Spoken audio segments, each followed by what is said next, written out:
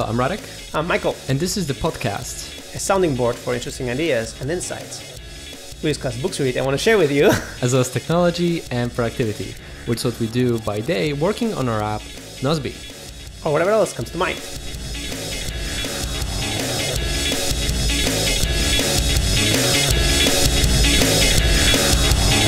Right, so last week we talked about my visit to Wrocław and the React Native EU conference, but we totally skipped over the fact that you came from a big trip to the States and Canada, I think? Yes. You've been away for 6 weeks? Yeah. In total, it was the whole vacation for me was 6 labor weeks. Yes. Yeah. A lot of time. And that's why the podcast episodes were published every other week, because we pre-recorded them and just like that's what we had. Exactly. And only now we're going back to the groove of recording every week. Yes. Or publishing every week. Mm-hmm. So yeah, we're going back to publishing weekly, recording weekly or bi-weekly if we record 2 at once. Yeah, exactly. So we should briefly mention the Apple keynote we've just watched yesterday. Yes, we did. So also the a little backstage. Yes, the day before yesterday, we recorded podcast audio because you were still at home, and now yesterday you came, and just in time for us both to watch the Apple keynote. Yeah. And then today we're recording again, but in person this time. Yeah. So we don't want to talk about the Apple keynote at all. We just want to. We thought we were going to make a podcast about it, but we're like, okay, so there's new iPhones. We don't see a reason to upgrade to 10s. There's a cheaper one with more colors. There's a bigger one, and Michael's getting a new watch. And exactly, that's all. Yeah, basically, I'm not getting official here statement from me. I'm not getting the big one. Yeah. I used to be a Plus phone guy, but it was because I really wanted the screen estate, because I really use the phone to work. But really, the iPhone 10 is the perfect size for me, so I can really get lots of work done. And today you just tested on your MacBook Pro the simulator of the 10s Max and the 10s. I get confused. Yeah. And what you have discovered is that, for example, in Nozbe, there's just one task more that you can see on the Max. And so it's really not lots of gain in screen estate. So I won't be I don't want to be, again, modifying my pants or anything just to fit the big phone. I've been through that with the Plus once.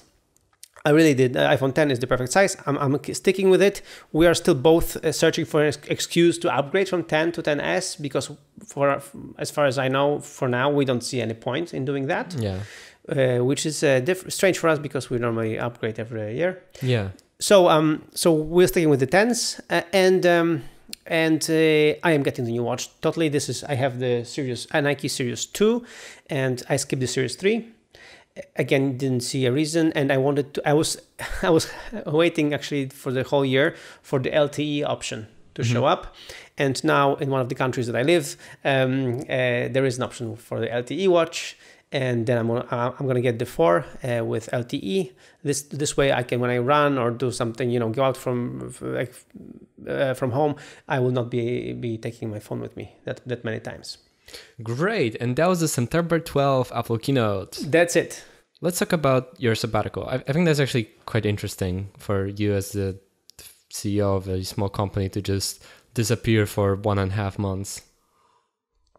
It was really strange. I mean, I founded Nozbe 11.5 years ago, and I don't remember not thinking about the company any day that I wasn't thinking about the company, any day. And, sometimes I managed to escape for a week and was trying not to think about stuff, about, the current stuff happening at the company, because my wife was kind of, being there and showing me the finger, stop, trying to work or whatever. So it was hard. And now I think we are at this point with the company. I think we were there before, but it was my mindset had to wait. That really I can leave the company. The company is fine. People know what to do. People know what to focus on. The only change I had to make is that we are right now will be this week, actually, when we publish this episode, we'll be running a big promo So we will link in the show notes to the promo for September, a back to work promo. And for that promo, I had to do the whole preparation, the whole marketing brainstorming with the team in July. So for me, the change was like, I'm preparing something for September in July. And people who know me know that I am more of a last minute kind of guy. And we talked about last minute yesterday, like shipping the open source code as well last minute. So we are kind of last minute kind of company. So this culture comes from the top always. So my marketing team was very happy that I was doing things ahead of time. And then I realized also there is a benefit, hidden productivity benefit. If you plan ahead of time, you actually can prepare more cool things because there's time to do them. You know, when you're doing last minute kind of things, you just don't have the time to add additional, test additional, I don't know, way to market thing or whatever. You don't have time for that. But in the moment where you plan it way ahead, so that's why it was even, July was for me a very busy month. I was very stressed because I had lots of work because I had to prepare all that and work really with my team to get all this planning done. But then I could really switch off. And do you think that's something you'd should we get used to this, like planning in advance, or was it just an anomaly because of your sabbatical? I think so. I cannot promise you anything, but I think so because I have seen how good it is to be like ahead of schedule with work. And this way it creates a very good working environment, calmer working environment, less stress, and it prepared me for the sabbatical. So our idea is to prepare our next events also ahead of time, ahead of schedule, and so far so good. So we'll see how this works and where it takes us. But I'm sure it's a lesson learned. All right, so we'll see how that works, and let's get back to the main point, the sabbatical. So you say you've never done anything like this, like go for more than a week or so without work and even if I took 2 weeks vacation, this is the thing, on one hand, I as the CEO was forcing people to go and to take 2 weeks vacations because we knew it's a good idea. But whenever I would take them, I would always be working. I would always schedule, and this was myself like self-sabotage. I would schedule working things like a meeting with somebody. I'm already there. I'm going to meet with this guy, and I would do it consciously. And this time, I wanted to do it completely differently. The only kind of work thing that I did was I met a long-time Nozbe user who was also my internet friend, and I've never seen him in my life. He's from New Jersey, so Mike St. Pierre, and we met in person, but we were talking about private stuff. I mean, we were just getting to know each other, not really talking about Nozbe. So apart from that, this was my idea, to really switch off and let the company run. And even if I saw a notification from Nozbe or from Slack, I would completely ignore it. Why did you even keep Slack on your phone? I should have deleted it. Yeah, that's true. That's a good idea. That's like just asking for self-sabotage. You're right, but because I don't know, when I started being on sabbatical, so the way it went, I didn't go for the whole 6 weeks to the States. For the first 2 weeks, I was in my hometown. And we had a retreat with our community of young couples with kids from our church. So we had a retreat. So already on this retreat, there was hardly any internet connection. So I completely switched off. And then from there, because I completely switched off, I really then ignored everything else. And the asking for travel was more that I was traveling with my parents. So the idea for this trip was that my parents last year had 40th wedding anniversary, and my wife and we gave them a voucher for a round trip to New York City. And they said that they love it and they want to do it, but they don't want to do it alone because they've never been outside of Europe before. So and then my mom speaks English a little bit, but my father doesn't. So they asked if we can join them. So we joined them with my kids, so with our kids. So 3 kids, 2 parents and 2 grandparents. So 7 people. That sounds like a logistical nightmare to travel in a group of 7.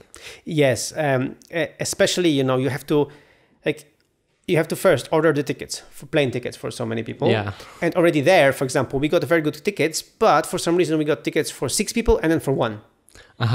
And it was already a nightmare because people, the airline would say, yeah, this is a group, so we'll give you better seats because you're a group with the kids. But this one person doesn't, they have to like pay for their seats or whatever. So we had to convince the airline, no, this person belongs to the family. You just wouldn't let us order 7 people at once. So in the end, we worked fine, but we had this additional nightmare. Plus, of course, lodging. You have to find really big Airbnbs. Yeah. And in the hotels, we would order, if we stayed in the hotel, we would order 2 rooms usually. And pro tip, you can ask for joint rooms and they usually give it to you. So when you order on booking.com, so really it's a good idea to ask for it. And because of that, like whenever I was ordering, also the sum of money, was always bigger. Yeah, I wasn't used to it. Whenever I would travel with my wife, I would always, normally pay this, and now I'm paying like this, the double that. I was like, whoa, another night, and it costs so much money. But then, of course, it is divided by 7 people. so like my parents are paying, we are paying. So it's like it's not just me who is paying that. It's me who's paying that right now. But we use Splitwise, thanks to your recommendation, to actually know who paid for what. Nice. So we did use Splitwise. Yeah, that's a good product. We'll link in the show notes to the app and to the podcast episode where I discussed this. Yes. So yes, it was logical nightmare. And also the first big trip for my parents and for my children through over the ocean. So it's we had the flight through Helsinki and from Helsinki to New York City. Yeah. So it was 8-hour flight from Helsinki to New York City, and then back. It was less. It was 6 hours back. But anyway, 8-hour flight. We were afraid how it's gonna go, and our kids are small. I mean, we were like 2, 6, and 9. So it was it was challenging.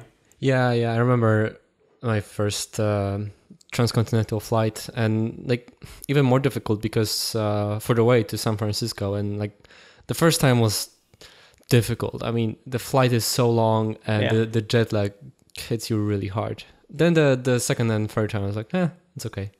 Yeah, so the flight was really uneventful. The girls loved the entertainment system. They were just watching the movies like crazy. Yeah, probably the only people on the plane who love the entertainment system. Exactly. So the girls loved it. The little one managed to sleep I think 3 or 4 hours. So it was really good as well. So the flight was pretty uneventful. All right, but let's get back to one thing for a moment. So you commented on the fact that right now the company and you are ready to just like leave it without you for 6 weeks. And how do you think did that go? Like, did you come back and were like totally overwhelmed with work and stuff you had to fix and fires you had to put out? Like, did you have any surprises with that after getting back, or did anyone have to bother you during those 6 weeks, or did everything actually go as smoothly as you'd like? Let me give you one example. There was in October we have our Nosby reunion, and we'll link in the show notes to our episodes when we recorded on Nosby reunions, because we meet twice a year. And my decision in July, together with the team, was to do it in Krakow this time, and that was the only decision I made. Magda later researched the hotels, created a project. You voted on hotels, like people voted on hotels. People chose a hotel, and my father, who is the CFO, made all the arrangements and paid for it. So I was completely out of that. And for me, the coolest thing ever was to see that when I already, got back, and I was kind of, anxious because like you've made all the team has made all these decisions without my input, my precious input. So I checked, what happened, and I was like, perfect. I would have chosen exactly the same hotel. So it is kind of nice to see that we have already this culture that the team exactly knew what we were searching for. Like you had all the criteria, so it wasn't my decision anymore because the team has the criteria. The team knows what we want, like the price range, the what we should care about, what we should not care about, like all these things. So for me, it was amazing to see this kind of a big decision, a big financial decision, to be completely like managed by the team without my input. All right. And how the marketing team? Because that was like an whole company organizational thing for development. Like you're not really part of day-to-day development anyway. You're just like part of the design process for what's next, and that process just took a 6-week sabbatical, I guess, as well. but that was okay because like we have things planned out anyway, so that wasn't really that much different that you weren't there. But in the marketing team, like you're still like in charge of like more most directly and on top of all of this, what's happening in marketing. So you pre-planned this, but did that also like everything went smoothly? Yeah, this is what I'm really proud of. The team really knew what to do, knew what to prepare. Like we really had this figured out. Yeah, there were a few question marks, but there were question marks which didn't have to be answered in August. They could have been, like, they were answered now, like when I came back. So there were a few doubts that the team had about some decisions, but like the rest of the things, really, the most important things were just done. And when the team didn't know what to do, they just knew that I wasn't there, so they had to decide, And now my threat, there is a threat that now they will start asking me questions again. You see, because they managed to do it without me. Yeah. And I already, and the good thing is I already know that they can manage without me. Yeah. But they might, fall back on the, let's ask Michael about it. Let's let Michael decide. And for me right now, I think the biggest task in the first month coming back will be to tell them, no, this is not my decision. This is not my decision. Like really teach them that even though I'm back, don't come back to me with the small decisions anymore. Like you used to do that, which is not good. Now you can. Now I know for a fact that you can pull it off without me. So let's just continue that, because then really I have more time for the big stuff, for the major stuff, and I can really contribute with lots of deep work. And I had good stretches of deep work these past 2 weeks, surprisingly. Oh, good. All right. So I know that you were away from work, although you didn't get rid of the apps and notifications, which is, if you ask me, totally a bad idea. Like people could still reach you, like you didn't need that. I also know that you kept Twitter, which I also think like you shouldn't have. You should have used this as an opportunity to try to go off Twitter for a couple of weeks, but you told me that you were pretty light on social media. I was very light, yeah. Yeah, and I wonder if it's not just a fluke, but the fact that you did well with deep work over the last 2 weeks after the sabbatical, it's not just the direct consequence of the fact that you had a little detox from the everyday of just constantly running, like being on top of everything and having to do a million things every day, and just slow down, calm down, and like clear your mind so that you could focus on having your sabbatical, and now it's you have a clear mind, so now when you try to get something done, you can focus on one thing and not be distracted. Yeah, I think so. I think really this helped me. This helped me to get some perspective. I remember vividly when I was coming back from New York City, and on the flight back, I couldn't sleep, although I should have because of the jet lag, but I couldn't. And it's a short flight anyway. So I remember opening the iPad and just writing in my journal again. And it was a good thing. I was really writing a lot in my journal, just, instead of doing anything else. And then I was planning my first week at work in my journal. And really I focused on the deep stuff, like where I can do the deep work. And I was planning that. I wasn't planning anything else. And I was hoping that there won't be that many things for me to take care of, and they weren't. So that was good. Yeah, I could really use that. The last 3 weeks have been a little crazy for me. Like I've been a week sort of on vacation, though it was also a busy vacation. And then after that, I just had a couple of days to get watermelon done and shit, like we talked about it last week. And so I was like constantly running to get it done. And I'm back on Twitter because of the 2 conferences and this open source thing. So like I've been terrible at deep work, and I can't focus on anything, and I haven't done a weekly review in 3 weeks because I didn't have time. And so like I really see this, that after this week I have to calm down. Yeah, I have to come down, and I have to probably use next Monday, and like, okay, I won't do any work until I get my proper weekly review done, because I totally need that. Yeah. So I see what you mean, but I didn't get a straight answer from you. So did you have to do any like real work during those 6 weeks? Did people actually have things that they needed your help with? So my father was the biggest problem, because he's the CFO of the company, right? And he still had his laptop, and he still had to pay the salaries and do like all the a few managerial things, like financial wise. So sometimes he would bother me. Mm-hmm. He would like tell me, Michael, I cannot get this refund here done, or something like some, something I never do actually. Yeah. He just used the fact that I was here next to him to ask me a question about things I really don't do anymore at this company. So I told him, Dad, I love you, but like, talk to Ivona from support. I mean, she'll help you. And so I was really pushing away his tease to get involved in something.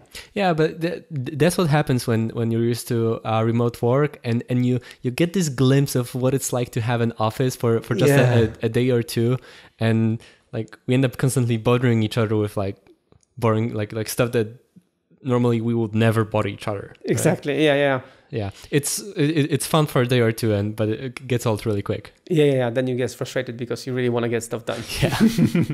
Yeah. So I had to just reject my father's trying to put me back to work, and it was great. He did what he did. He paid the salaries. I didn't really care. Right. Anyway, I was very busy planning enjoying the trip and also planning the trip, because we have pre-planned a few things, but later we were a little bit planning as we went. So this required us doing some research, getting the hotels, getting the Airbnbs. It took time. And my father and my mom didn't really, they just told us, we will go where you'll go. So this way, my wife and I, we were just busy with that. So it was more exciting to, be working on getting us to the next point in on our trip than, doing work. Yeah. So I guess you had a sabbatical, but your father, even though he was part of the trip, like didn't quite, because like he was still needed at work. Yeah, that's true. He didn't have complete sabbatical. He really had days off and days on, or hours on. But the point was my sabbatical. Yeah. The point for me personally, it was me not doing work, and the credit where it's due. My father still got lots of things before the trip very well prepared. Our accounting and all this stuff. So he really just. I think sometimes he should have also, delegated tasks to somebody else, but he just kind of wanted to just do something. Yeah, it's very tempting, isn't it? Yeah, I think so. That's why I had to be tough about it. No, but after more than a decade, like first sabbatical, like that's... Yeah. You deserved it. Thanks. Yeah. But the best part, really, I'm telling you, the best part is to see how many things got done when I was away. And I mentioned on Twitter that even financial-wise, we had the best August in the company history. Not the best month, but the best August, which normally in our company is a slow month because there are not many sales, and of course the people are also on vacations. So it's a slow month, but it was the best one ever. So I was questioning on Twitter whether I should come back, if the company is doing so well without me. Yeah, so it was fun. It was good, and I'm really happy that I pulled the plug and I did it. And now I think, apart from learning to plan ahead, my next skill will be really to unplug, to really, Yeah. When I take vacation, the company is just fine. Yeah. We could all learn that. Yes. Yes. We know, for example, from the dev team, Marcin, that when he's on vacation, he's like bugging us all the time. And he's like, Marcin, on vacation, delete Slack, whatever. Yeah. Marcin, learn how to have vacations. Exactly. Yeah. Yeah. So, you want to talk a little bit about my trip? Yeah. I'm curious. You mentioned like you started with a thing like still in Poland and then you flew to New York. Yes. So the funny thing was that we had a leg in a step in Helsinki, and one of my best friends lives in Helsinki. Oh, okay. So it was not just a random connection. It was very much intentional. No. It was random. It was the best ticket we got, and we actually wanted to stay at Helsinki as short as possible. So it was just 2-hour change. So I wasn't expecting to see him because just 2 hours. So Yes. you don't have time really, and this transatlantic flight. But our flight was delayed 2 hours. Ah, nice. So I called him when I was already in Helsinki, out of the blue, saying, "Yeah, hi, I'm here. Why don't you come over?" And he came over, and we had a coffee together. We talked for half an hour or maybe 40 minutes, and then I came back, joined the family. So I had to, leave the security in the airport and then come back through security. But I was, I just left with my iPhone, so it was very easy to get back. And then we continued our flight. So it was funny to, meet a friend just so spontaneously. Yeah. Okay. And then we came to New York City. And the idea of our trip was to stay a week in New York City. And it's a big city. There are lots of things to see, but we're with small kids and with my parents. So we didn't want to see also just too much and just be overwhelmed by the city. We were anyway. It was a week. And after this week, we rented a minivan. Dodge Grand Caravan, and for 7 people, so a 7-seater, and we drove to Canada, to Toronto, Montreal. We saw the Muskoka Lakes, and then Ottawa, Muskoka Lakes, Toronto, and then Niagara Falls, which was like the culmination of our trip. And from Niagara Falls, came back to New York City and flew back. And that was what, 4 weeks? Almost 4 weeks. Yeah. Okay. So you took a big road trip. Yes. So basically 1 week in New York City and then 2.5 weeks driving. Ah, okay. All right. So that was there's a lot of driving and seeing things around, right? Yeah, we did 2,000 miles. So not a lot, but still quite. So it was a nice loop, and again, because we were with kids, we tried to stay in places. So for example, whenever we would stay longer, like 3 nights, we would order Airbnb because it was just more convenient to be in a big apartment or in a house. And then if we would stay for a night or 2, then we would take a hotel. Because then again, it was more convenient to just unpack, go to sleep, just pack quickly and just leave. So, for example, for these moments where we were in the hotels, we wouldn't unpack. I mean, our suitcases were our wardrobe, basically. And then we knew that when we have an apartment, we always chose one with washing machine and dryer. So we would do some washing, drying and stuff, and then we would stay there for 3 days. So actually, okay, this might be totally uninteresting to most people, but I wonder, how the hell did you pack for that? Yeah, so because usually when we travel with kids, we take a big suitcase. Okay. And so we took 2 big suitcases actually for my family and 1 big suitcase for my parents' family. Okay. So my parents, I think they packed too much. They are good travelers, but they don't have that much experience. So they packed too much because their heavy suitcase was really heavy. And in our case, we packed 1 suitcase and something. So the suitcases were pretty light because also we knew that we would visit outlet stores to get some clothes. So you mean like 2 big like checked in suitcases? Yes. And then we would have 1 carry-on luggage for the airplane. And we would put all the necessities there, plus the iPads, these kind of things. All right. So you're saying for 5 people, 2 big suitcases and 1 small one. Yes.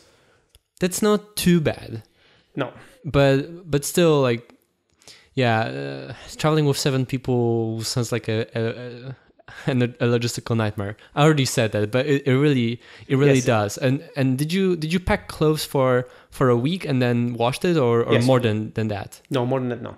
Okay. No. And even then, it's hard to know beforehand, but even with that, now I know that I could have packed less. Yeah. Because we would wash pretty frequently. Because it was so hot, we would sweat like crazy. So we would put the washing machine almost every day whenever we could. Well, we couldn't every day because we were also in hotels. But really, I could have taken fewer things, and also because we were again doing some shopping in the outlet stores. I was actually planning on buying just a few items, but and I bought I think 2 souvenir T-shirts. Mm-hmm. Which I wanted to have. So with that, I could have packed less. And also, our biggest child, she's 9. I want her on the next trip, I want her to have her own clothes separately because she wasn't really helping at all. And I think she's going to be 10 now. And yeah. I want to teach her, a little bit self-sufficiency. Yeah. That she has her clothes. She plans what she wants to wear. She really she should be more conscious about it, because we were doing the labor for ourselves and for our 3 kids, which, it's fine. But, she next trip, I want to have my bigger daughter more. Yeah, I agree. She's more than old enough for. Yeah, she's smart. She knows what to do. She's just lazy because we're doing it for her. But it's not her fault she's lazy. It's our fault. Yeah, completely. I agree. It's her fault. Yeah, so we've established that now. Yeah. All right, but yeah, like definitely, if you mostly stayed over at Airbnbs, then you need less than a week's worth of clothes. And then since you traveled a lot, like sure, you had a car and whatnot, but you were 7 people, so the less stuff you have, the less headaches you have. Yeah, and we didn't help because in one of the outlet stores I bought another suitcase because I had 2 different. Yeah, because I had 2 different suitcases, and I wanted to have and the one that we had was really crappy, the second one. And the new one was really great. And so I wanted to get the new one, and I wanted to throw away the old one. But we decided, let's keep it for now. So we had 4 suitcases in the minivan. Why? So we it was easier for us to pack, just to put everything in the suitcases, not have loose bags, So it had a point during the trip, because you would just you would just unpack 4 suitcases, which was easier to just push them forward to the, for example, hotel room. But later we threw one of the suitcases away because we didn't want to have 4 suitcases checked in, because we would have to pay for the 4th suitcase. So we didn't throw it away. We said to room service of our last hotel that we have the suitcase, and the room service was really happy to take it, and it was fine. So we managed to learn how to close the lid of the trunk of the car so that the suitcases don't fall off. So it was another skill that we learned. Yeah, that doesn't sound super minimalist. No, it doesn't. No. But as I mentioned to you, I bought a few gadgets, and one of the gadgets is a new backpack, which you saw. And I really love it. And I want to see if I can, on our next Nozbe reunion, my plan is to come only with this backpack. Yeah. And then our plan is to do a show about our backpacks. Yeah. So we'll see how this goes. Yeah. So I've been telling you for 2 years or something that no, Michael, this isn't 2008 anymore. Having only a carry-on, suitcase on a plane is not minimalism anymore. You gotta pack in a backpack. That's true minimalism. You have not 3. That would be amazing though. 2 free hands. Everywhere. You have everything on your backpack. You can go anywhere, whether you have a car or not. This is true travel freedom to just have a backpack, everything you need, and you can do it, but you have you need to change your mindset and not take stuff you might need, but actually take stuff that are absolute necessities and nothing else. That's true.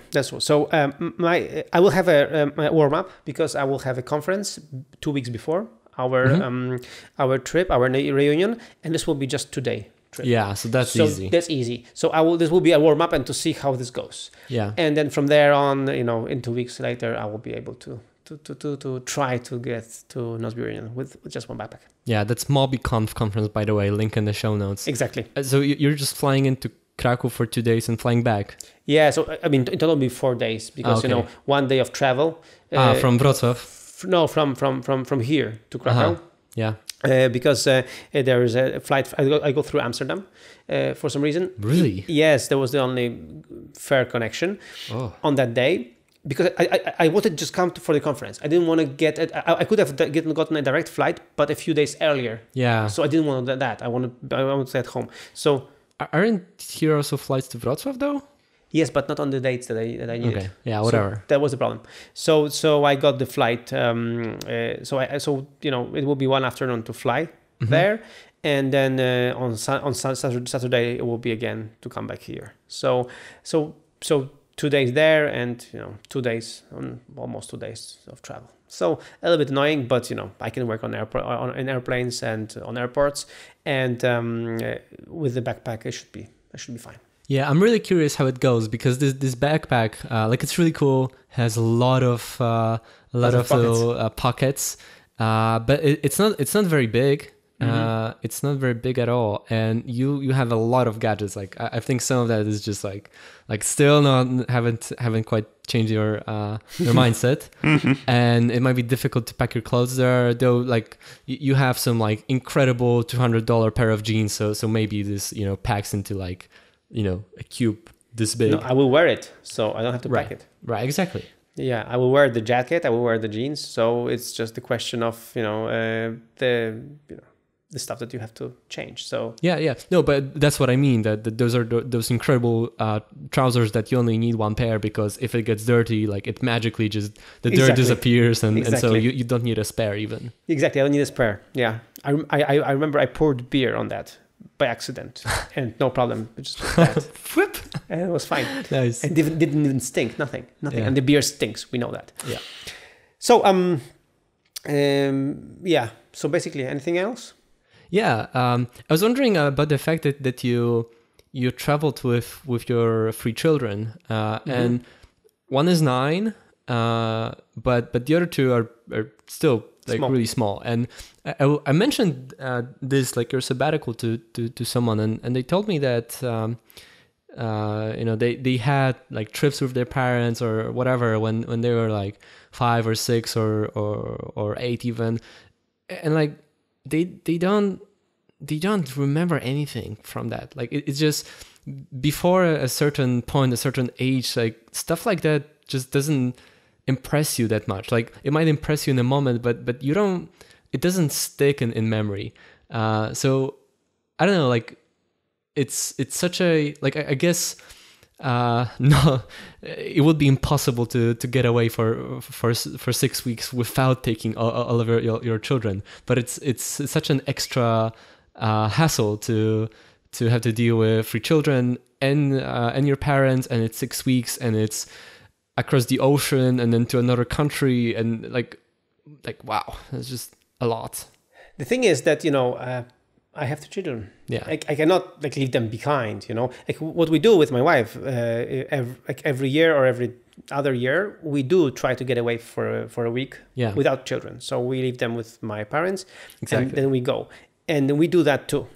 But this trip was designed to be a family trip. Yeah. So I know that the youngest will not have a recollection at all about this. The middle one also not that much, but the big one, yes. Yeah. And the thing is that we can, like, when do we start, doing a family trip? The big one is 9. She will be like a teenager soon. I want to travel with her. Like it pains me to say that, but she will, be a teenager.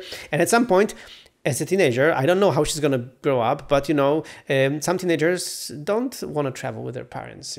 They don't want to spend time with their parents. Yeah, and parents don't really want to travel with their teenagers oftentimes either. Exactly. So that I want to, use that time to travel with her. Mm-hmm. And because we have 3 kids, we have to travel with all of them. So yes, it's additional pain. But on the other hand, they had fun. They were very...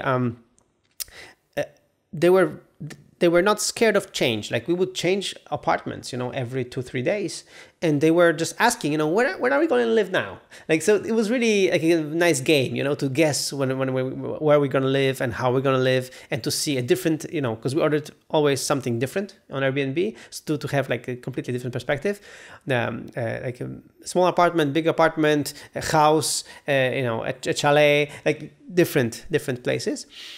So they loved it, and in the end, they were very, very cool about it. So yes, they won't have a recollection. We will have photos though and videos. So we will be able to show it to them when they're bigger. This is a family we chose to have. So we have to travel with all of them. Yeah. Pro tip though, like when they're teenagers, they're not gonna want to see photos of them when they're 5 or 6. Just don't. Okay, but I will want to watch them again. Yeah, sure. So with them it was sometimes, for example, we would travel in the car, and they would ask to take a pee, every 15 minutes. Yeah. So there were moments like of crisis like there, but sometimes they would just drive and have fun. All right. So what did you learn from that, except for the fact that you can leave the company? Your other family alone for a couple of weeks and it's fine. I want to talk a little bit about the perspective of US and Canada from a European perspective. Mm-hmm. So I'm a European, and for me there were a few things that were just strange, or not strange, but different. Let's go different. So for example, as a European, I think USA is expensive. Well, obviously. It's all expensive. And the same goes to Canada. And one of the things that Americans and Canadians don't understand or don't appreciate, or they got used to this, but it can be done better, is the prices. In the EU, because of EU laws, in the whole EU, with many countries, the prices that you see is the price you pay. Yes. This is a price including all the taxes. If it's 10 euro, it's 10 euro. Mm-hmm. It's not 10 euro plus tax, plus something. In Canada, twice, for example, in Montreal, they had like 2 additional taxes on the price, like double taxation. So at $10 Canadian dollars, we're not 10 Canadian dollars. We're usually, more 13, 14 or 15 Canadian dollars, depending on the taxing and whatever. And if you're eating out, they very often just also ask you for a tip. So, yeah. So in this way, I knew that we were not screwed, but I felt like being screwed every time, because I thought it's going to cost me this, but now it's plus tax, plus tip, it's going to be that. Yeah, I think restaurants are the worst. Like I had this experience in the US that, I'm just like, oh, I just wanted this one thing and it's not very expensive. It costs whatever, $10, right? But it's $10 plus the service fee plus local tax or whatever. Like there were like literally 2 or 3 things on the bill. Yeah. And I also know that it's the United States. Like it's not Poland. Giving a tip is not a reward for exceptional service. Like if I don't tip, like I'm like a horrible person. Yes. So it's like free time. It's like I see a price, but I'm gonna pay like more than double. Yes. Super strange. Yeah. So that was one thing. And again, this is a solvable problem. In the EU, we have different countries, different currencies even. Not everybody has euro, but still we have the same law. So a consumer always sees the final price. Yeah. And I think this is the right thing to do, because really, if I see $10, I want to pay $10. This is what I want to pay. I don't want to pay $10 plus taxes plus all the other fees. Yeah, but it really, I guess the challenge is that it would have to be somehow forced federally. Yes. Because otherwise, and I don't think like this is possible or easy or like politically feasible, because you can have people like no individual store will do this because they're nice. And like actually I saw some stores in California that would show prices with tax, and that was like weird, and because like that's unexpected, because you feel like, wow, this is the expensive one, right? And even if like just one state institutes that, oh, you have to show like final prices, then I don't know, like I'm not sure that that's gonna work, because people will still feel like, oh, like it's more expensive here, but no, it's like those are just like real prices. Yeah. So that was that, and then finishing the subject of financials, Apple Pay works so much better in Europe. Really, America, get a grip. I mean, whenever there was a contactless terminal, it was a question of whether it would go or it would not go. Well, even if you get a contactless terminal, which is not at all like a given. Exactly.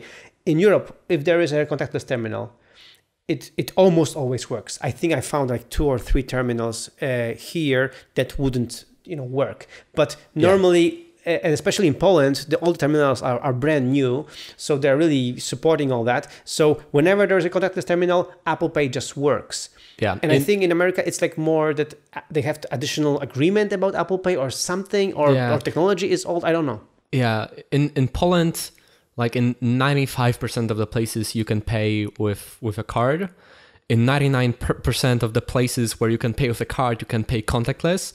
And in 99% of the places where you can pay contactless, or 99.9%, Apple Pay works. Like I've had one terminal in one place where I had Apple Pay be wonky and only work the second time. But it's still like I never experienced like a real failure. So like whether it's a store or a restaurant, like you have 95 or 94.7% chance that it just works. Yeah. So that was that. And something I want to share also is the tip about car rentals. Mm-hmm. So car rentals, it's difficult to find good car rental. And again, with car rental, the problem is that very often they give you a price without the insurance. Mm-hmm. So you think you are getting a good price, but then they want to slap insurance on top of it, which is very expensive. So I managed to get a car from Alamo, and they give me already a car with an insurance, or with the collision damage waiver, which like mm-hmm. you don't have to, you don't care about the car. But I didn't want to say, I want to talk about that. I want to talk about the fact that I ordered a minivan, and they just told me, okay, here are your minivans. Mm-hmm. Choose one. And there was no other person on the parking lot. So being a geek as I am, I opened all of these cars. I checked their mileage. I checked more or less the features that they have to like assess if it's a well-equipped one or not. And then I found the one that I wanted to rent. So I got the red Bordeaux color, and the car it had only 8,000 miles, and it looked pretty well equipped. And the moment I chose it, then I saw another family coming in, and they just went to the first one. And I was like, losers, they don't know how it's done. Yeah. So I was really so happy about it. But really, if you're renting a car and the car rental place tells you, here, choose your car, please choose your car. I mean, really, the cars are not created equal. Some have more mileage, some have different specs. So really, spending the 5 minutes really that it took me to just assess more or less the cars, I think it's worth it. And especially if you're renting a car for quite a few days. And I was renting for almost 3 weeks. So I was really happy with the car. It was a minivan, nothing really that special, but it was a good minivan and it was comfortable minivan. So we enjoyed our trip thanks to that. So yeah. So I'm actually curious about that. I think I might be telling this like the other way around, but I feel like I heard people tell that, oh, in United States, like because United States is the country of the car, it is so much easier to rent a car than in Europe, or cheaper comparatively to other things or whatever. How does that compare? Like I know you've rented cars in Europe when traveling, like to Poland, for example. So not really. Okay. I mean, in Europe, the southern countries, mm-hmm. Italy, Spain, they have really big rentals. And, and they have really cheap prices because there is lots of competition here. Because people come here on vacation. When they come to these southern countries on vacation, there are just lots of rentals. So yeah, it's more difficult and more pricey to rent in Northern Europe. So in Poland, in Germany, I would always pay more. And there were fewer cars to choose from. I mean, you'd pay more in Poland than in Spain in absolute terms? Yes. Or just like compared to... Absolute terms. Interesting. Yes. Mm-hmm. So so that was so that's basically the gist of it.